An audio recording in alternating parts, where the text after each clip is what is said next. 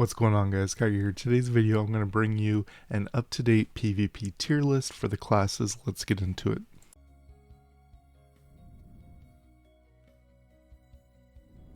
You'll scare the mice away.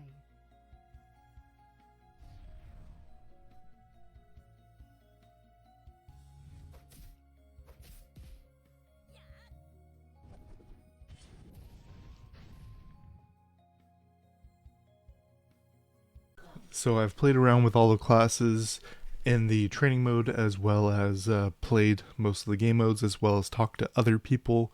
The only game mode I have not done is Shrine, and I got several people's responses, as well as checking out kind of the meta on all the older servers across all the regions, and this is what I've come up with.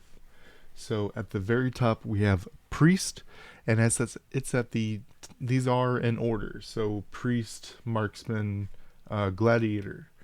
For us, Priest is kind of the end-all be-all king right now of PvP. You get the shield, you get the invulnerability, you get the attack and crit boost, which is way more beneficial later on in the game than it is nice early on. But 20% of 7k is nothing. 20% of 700k is a lot.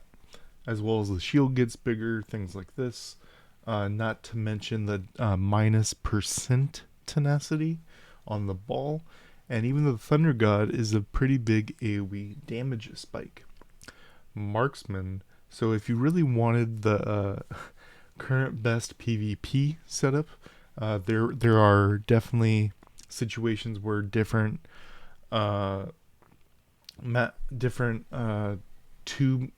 like Priest, Gladiator, even Wind Chaser Gladiator, things like this can be good, but the best 2 setup is Priest, Marksman. You can bring that into anything and do fine. Just baseline, you can expect to do fine. Similarly with Priest, Gladiator. So why Priest Marksman is better is Priest buff gives you attack and crit damage, and Marksman Never Miss also gives you more crit, and when you crit you get more multi-shots, more damage. That's kind of how it goes. And if you're able to something like Twin Lotus during your Priest buff and Never Miss uptime, and then able to use your other 2 skills with multi-shot on top of your enhanced attack. This is a huge buff that happened since I've been gone. But now you used to have to weave your attacks, where you would use a skill basic attack. Now you can hold up to 3 of those charges of the basic attack, and then have 105% because it's 35% per, and then you don't have to kind of mess up your windows. You can just have it as a chunk at the end of your combo. Gladiator is still very good, scales with HP very, very well, has good self-reliant heal, and that would put this equal to Marksman. But now that we have Thunder Roar, and this obviously isn't available in all game modes, but just in general, the red Thunder Roar makes Marksman able to get more damage than normally possible, as well as having a good chunk of extra HP steal rate. Gladiator can do the same thing, obviously, but that 15% is bigger to Marksman than it is to Gladiator. Gladiator, as I said, a lot of HP heal, a lot of good AoE. Moonslash is very, very good at reducing movement speed, as well as interrupting abilities, as well as even though it's on the Berserker side, the Soul Blast is also very good at breaking up combos, as well as lowering defense. Then we go into Wind Chaser. Wind Chaser is good. The Wind Chaser's the worst part about Wind Chaser is marksman, and that's a pretty funny situation. So Wind Chaser is good, and a lot of game modes that have fairies. Wind Chaser is at its best because it has the only cleanse ability in the game, as well as the knockdowns, cooldown reduction, things like this are very, very powerful, especially if you're using the cooldown fairy generation, can do a lot of good things. Then we go into Berserker. So, Berserker is a very, very good early game class, as well as we'll talk about tomorrow, PvE. But it's in a very weird spot because the skills themselves are good catch up. Like you have 3 dashes, that's huge. 3 dashes, a knock up. You have kind of what you would need to do well in PvP. The issue being the Berserk state. The Berserk state giving you minus defense, a huge amount of defense.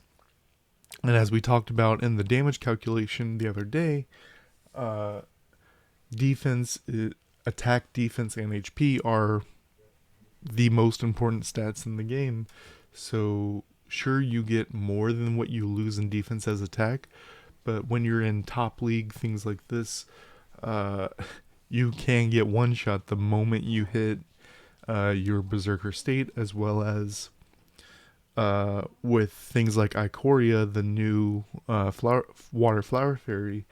You want to time your classes switches to get that invulnerability from Ikoria, and they'll probably start doing more classes switch type flower fairies in the future, and that makes Berserker worse and worse because you have to you by its very nature, Berserker wants to stay in Berserker as long as possible to use that Berserker state if you don't die immediately. Then we go on to canon. First, we will talk about armor. So armor is very good, obviously paired with priest. This is another crit-based class with the crit-based ability right here. You could put armor up to A tier. I think it's notably a little bit worse than the other two. So at least across all PvP game modes in general, there are some game modes where this might even be considered an S tier, but across all PvP game modes, I think armor is down here in B tier. It is a huge boost of 35% crit rate and crit damage. As well, the biggest issue is Netherfire. It is a lot of damage, but it's telegraphed. It's a V-shaped cone. People can easily move out of the way, especially once we have the PC port up and going. Then you'll be able to easily go WD, and then you get hit by nothing with pinpoint accuracy. It's going to make armor have a really, really hard time. Even now, you can, as we talked about up here, with Gladiator, you can Moonslash and then cancel the Netherfire, and then the armor guy is in there for 20 seconds. Judge how far they have fallen in PvP. Its biggest issue, similarly to Wind Chaser, is the priest. It wants, if you could be a priest judge, that'd be very, very cool. Just a straight up mage. The biggest issue with judge that happened since I've been gone is they do a lot of canceled frames. So if you tap to move, or if you click another skill too quickly, you can clip your skills and end up missing skills. As well as, this is a targeted class. which Priest is as well, but Priest it's almost impossible to miss the Tenacity Ball and Thunder God because just how big they are.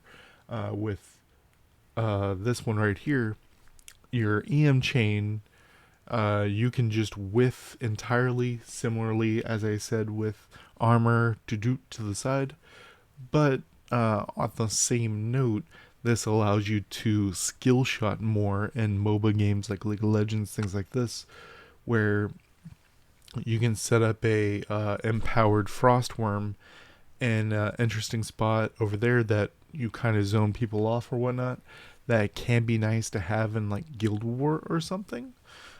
Even in Top League, having a judge can be powerful. Double tornado start, things like this can be powerful. But I think those are kind of gimmicky, and you're better off doing priest with either marksman or gladiator. Last but not least is mechanician. So mechanician can be powerful, especially if you use the Earth Flower Fairy formation to get extra defense, as the turret gets minus defense plus attack. Effectively, your turret does the Berserker itself, but you don't do it to yourself, you do it to the summon. The issue is the summons are stationary and they're sitting there. It is very good at something like Crystal Battlefield, but in really all other PvP game modes, it does kind of suck. But go ahead and take a screenshot if you like. This is the tier list. It'll be in my Discord as well. Let me know if you agree, disagree, or whatnot down below. Till next time, guys.